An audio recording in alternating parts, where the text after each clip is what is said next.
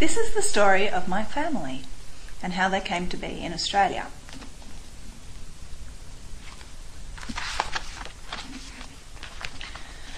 My grandparents had the bad luck to live through a catastrophic period in history, in probably the most dangerous place in the world.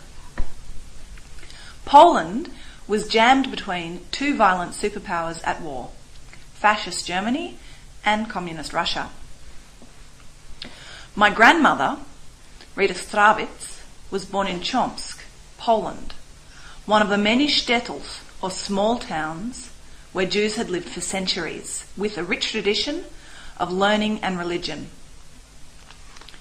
They were very poor, but Rita grew up in a close family with many friends. She shared her home with her grandparents, her father Meir, her stepmother Rivka, and 5 younger brothers and sisters.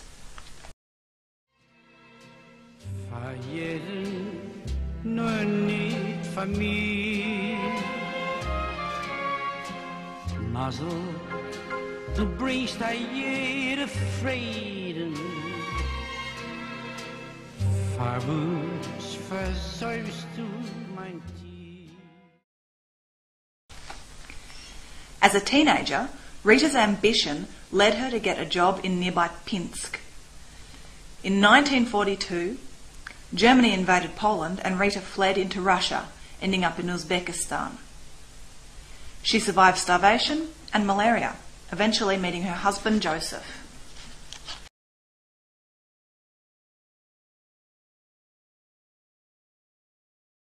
On September the 1st, 1939, the Nazi army smashed into Poland.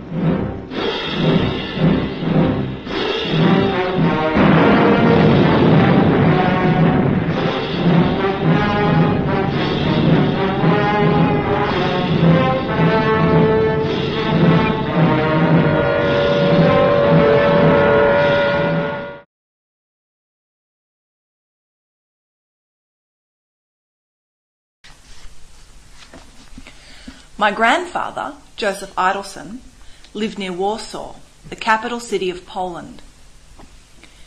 In 1987, my great-aunt Franca tape-recorded the history of the Eidelson family. Franca and Joe's parents, Sarah and Noah, owned a guest house in the woods called Splendid. Sarah was a fine cook, an expert in health treatments, played the piano, sang for her guests and kept a large garden. The children, Bernard, Arnold, Franca, Hella, Joe and Paula, delighted in country life.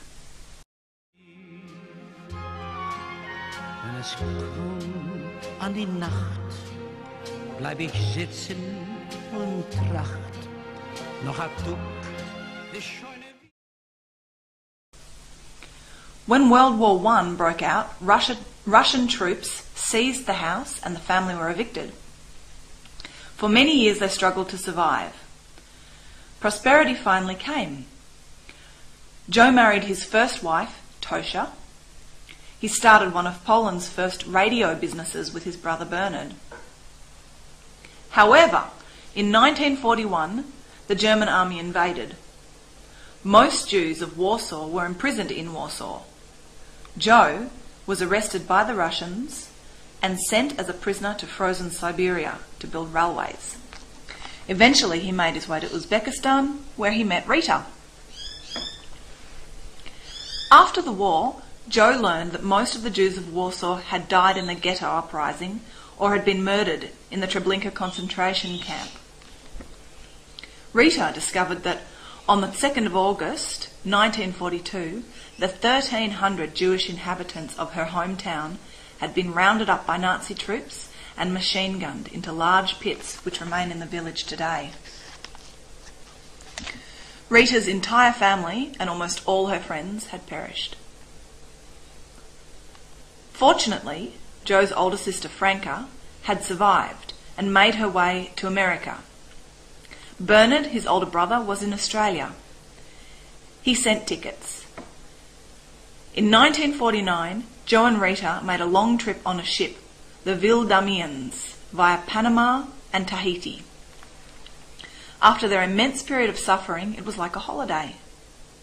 They settled in Melbourne and had 4 children, Margaret, Aaron, Noah, and my father, Maya.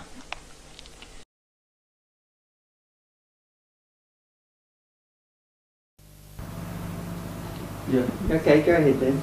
To my dear children, my eldest daughter, Margaret, and my 3 sons, Michael, and Ronnie, and Nicky, who had this crazy idea about making a videotape recording, I dedicate this cassette. I hope that our future generation,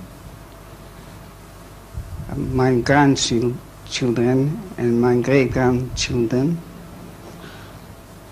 when they play back this cassette, they will learn about their ancestors, and they have, at the same time, they will have a lot of fun. Yeah.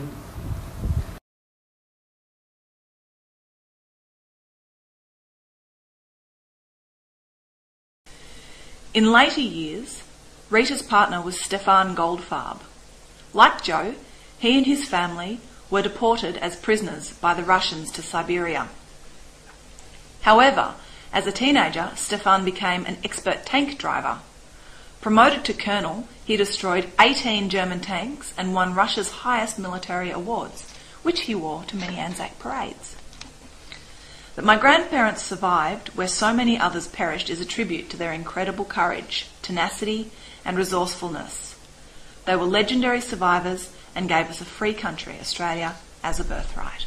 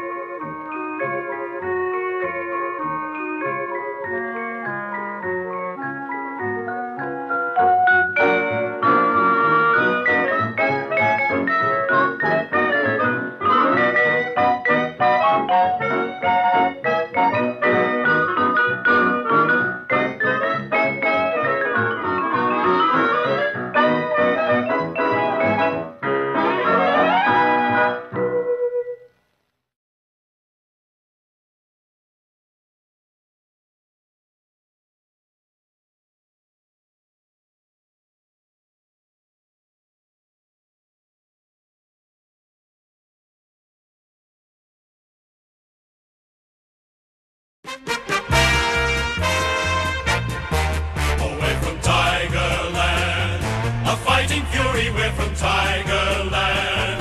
In any weather you will see us with a grin, risking head and skin. If we're behind then never mind, we'll fight and win, for we're from Tigerland.